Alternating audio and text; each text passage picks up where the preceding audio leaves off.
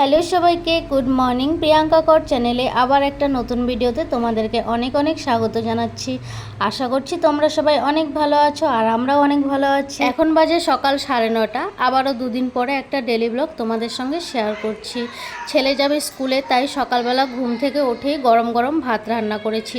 আজকে ভাবলাম একটু দুধ দিয়ে ভাত খাইয়ে ওকে স্কুলে পাঠিয়ে দিই।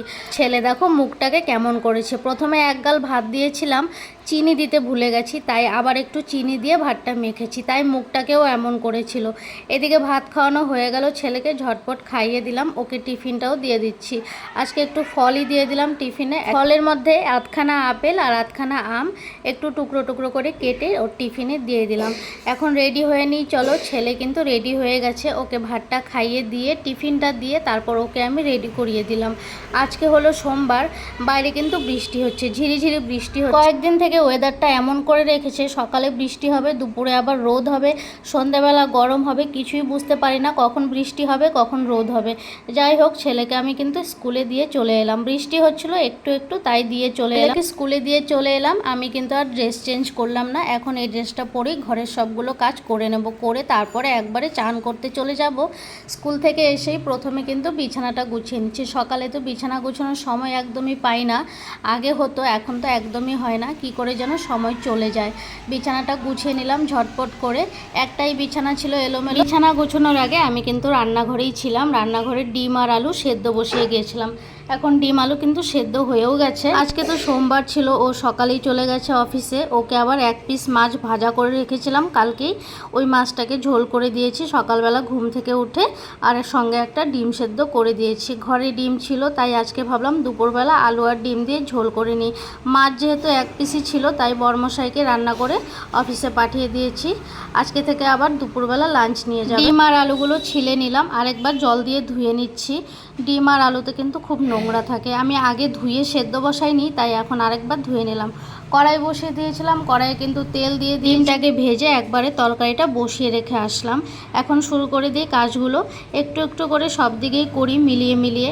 কিছুটা রান্নাঘরে করি, কিছুটা আবার বাথরুমে যাই করতে, কিছুটা আবার রুমের ভেতরে করি, এইভাবেই কাজ করি।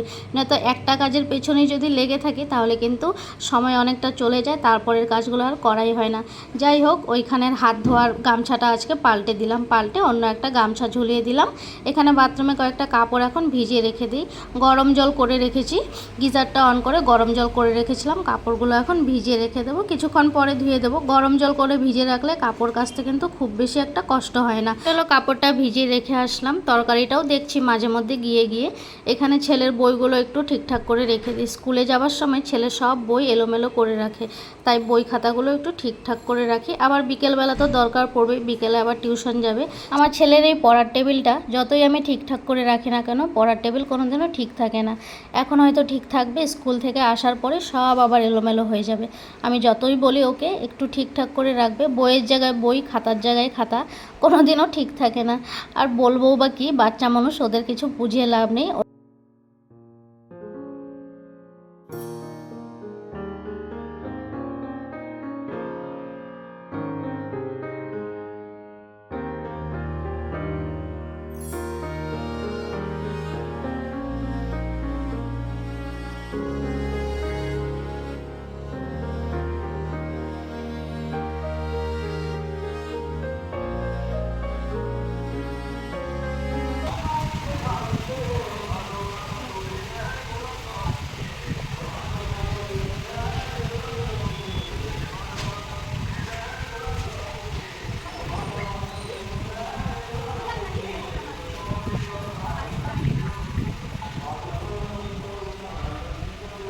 ডিমের ঝোলটা নামিয়ে রেখে গেলাম কাপড়গুলো কেচে দিতে। যেই না আমি কাপড়গুলো কেচে দিলাম, সঙ্গে সঙ্গে বৃষ্টি চলে এসছে।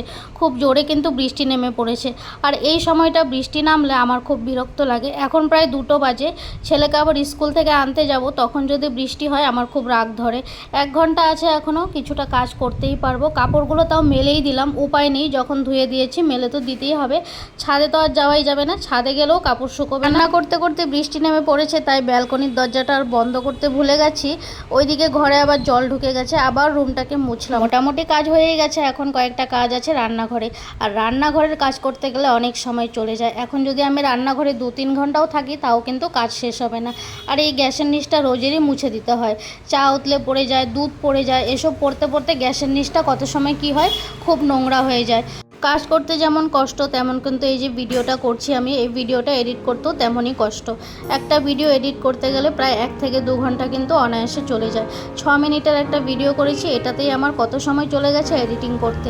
যাই হোক, রান্নাঘরের কাজটা কমপ্লিট করলাম, কমপ্লিট করে চান করে পুজো দিয়ে দিলাম ঠাকুরকে। আমি বেশিরভাগই চান করে পুজো দিয়ে একটু ভাত খেয়ে তারপর যাই ছেলেকে স্কুল থেকে আনতে, কারণ ছেলেকে স্কুল থেকে আনতে গেলে 3:30 বেজে যায়। 3:30 বেজে গেলে তারপর ছেলেকে খাওয়াবো না আমি খাবো, ওকে খাওয়াতেই অনেক সময় চলে যায়, তাই আমি ভাতটা খেয়েই যাই। আজকে আর ভাত খাওয়ার টাইম পাইনি, ডাইরেক্ট কিন্তু স্কুলে চলে এলাম। ছেলের ছুটিও হয়ে গেছে, এখন নিয়ে চলে যাচ্ছি। আর এখন কিন্তু মাথার ওপর রোদ উঠে পড়েছে, পায়ের নিচে জল, মাথার উপরে রোদ।